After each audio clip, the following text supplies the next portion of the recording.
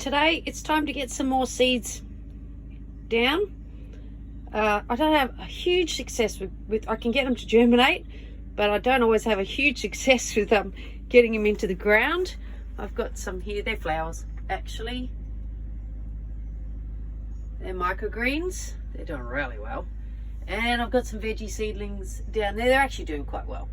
So I've been experimenting with the best ways to do it. But as far as sprouting seeds go, I'm having really good success. What I've been using, and I did see this on a YouTube thing, is this core peat, the premium grade one, not the mulch one. And you get that, you put it in your water, you soak it. Get a nice sterile bucket. It's had worm castings in it, so it can't hurt.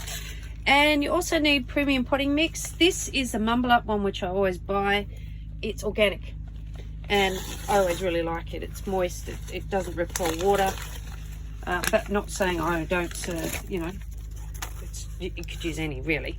So I'm going to put my little core brick in there. It's made from coconut, and this is the fine stuff from the coconut. The mulch is, after they sift it off, it's all the chunky bits that are left, which is wonderful for your garden, but not for doing seeds.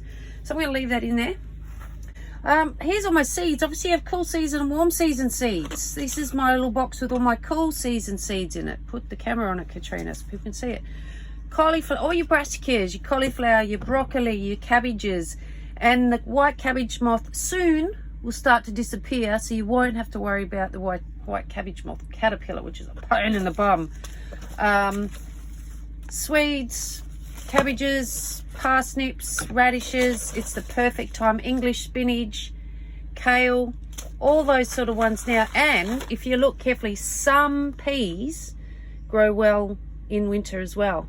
So I've already got some down, but I'm going to direct seed some more of those today, actually, I think. So I'm only going to do like 2 or 3 of each, maybe 4 of each one, 2 in each cell.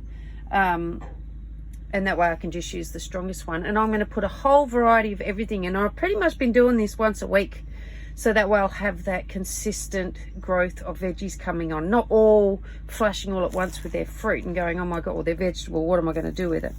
So kind of do one week and then one the next week, or 2 weeks later, and you can just use any little pots really. Let's get mixing. So 1 handful of the coconut core to 5 handfuls of potting mix. 2, 3, 4, 5. I'm going to need double that, I reckon. Another big handful. 5 of those. And then what I'm going to do is mix it all up. And something I do, which works really well for me, I then soak this soil. I don't like to water the seeds when they're in, once they're in for a couple of days if I can help it, because I tend to dislodge. So I'm going to mix all this up, and then I'm going to put a little bit of water in it. I'll show you how much. Give it a good mix up, that should be enough. Stand by. I do find that a lot of potting mixers and seed raising mixers, they become quite hydrophobic. That means they don't like water. So if you give them a good, or if it's old, your packet's been open for a while, you can, you know, rejuvenate it. Give it a good soak, mix it up, leave it for a good couple of minutes, and then you'll find that you'll have no problem with it holding onto the water when you water it, because otherwise it gets like this waxy cuticle over it and stops the water sticking to it. So that's actually really nice for me to put in to my seed tray. And then I literally wouldn't water that again for a good couple of days, or at least wouldn't need to, especially the cocoa core peat. You know, it's that really helps the moisture stay as well. Next step is to make, I've already done a couple there, some little holes, not too deep. Okay, grab our seeds out. It's just going to be a bit hard with one hand. So the first one we're going to put in is Oh, some baby broccoli. These seeds are the ones from Diggers, so they're open pollinated, non-GMO. Open pollinated means they will produce viable seeds if I let it go to seed, and I can reuse those seeds. If they're not open pollinated, which majority of the ones are that you get from your standard supermarket or hardware store, the seeds aren't usually viable, or if it does produce seeds and you go, oh, I'm going to grow from that, it won't be a very good quality fruit or vegetable that you get. So you want to get open pollinated vegetable seeds. So broccoli is something it's one of our main vegetables. So I'm actually going to put in a few of those. And once I've put those seeds in,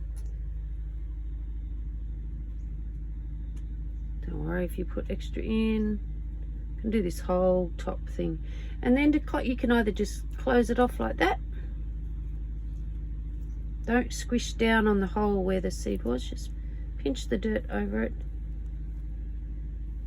You can also, instead of doing this, you could sprinkle a bit of seed raising mix that's been dampened onto it. And I actually have made up these little, from a milk carton, the white milk cartons, and I've just cut out and made some little labels. And I know I've got a broccoli one in there, so I'll label that. I just wanted to share with you how I do the spring onion seeds. Spring onions, I'm going to put like 5 in a cell, and then when I transplant them out, I'm actually going to leave them all in a bunch. That's how I grow my spring onion all the time. I don't try and split them up, and you have a much greater survival rate than doing individual. They support each other as they grow, and you just pick the one you want as you go. It works out much better. So I'm going to attempt, can you see? Just this could be a disaster, one-handed. There's a few in there. So that'll make like oh, that was a lot, doesn't matter. We use a lot of spring onion.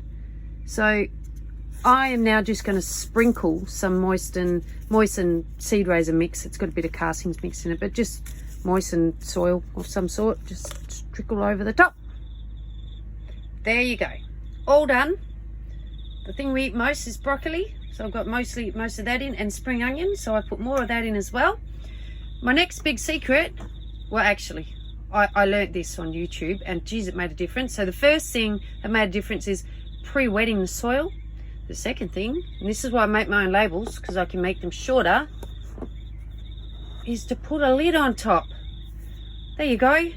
And I will check them every day until the very first seed germinates. Then you take it off. Seeds don't need light to germinate. Some flower seeds do, some things do, and it'll tell you in the packet if it does. With this one here, it's a bit bigger than the lid I got. I just put a thing of wood on top, or cardboard or something. Actually, I've got some white tiles. And as soon as something germinated, you can see I've already planted some out, I took it off, and then they can get the light. So I'll check those every couple of days, and I won't water them for at least three days. I'll check it. If it seems dry, I'll give it a light water with the watering can.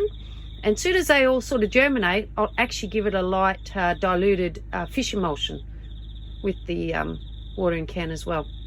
All right, I'll show you how this one goes in a few days' time. Happy gardening.